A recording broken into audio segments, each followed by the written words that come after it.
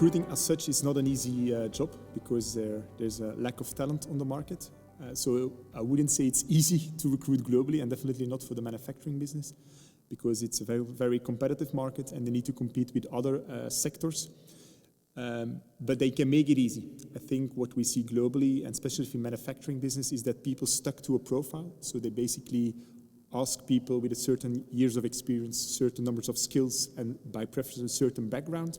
And if they stuck to that profile, they make themselves very difficult. But if they would be more open, it would be much more easier, and recruit people with potential and give them the opportunity to develop and do the job on a later moment.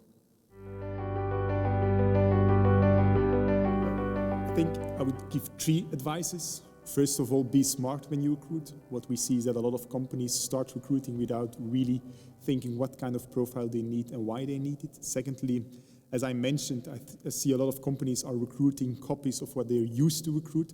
I think they should be thinking more out of the box and maybe recruit people that doesn't have yet the skills nor the experience, but are potential to grow in that kind of role.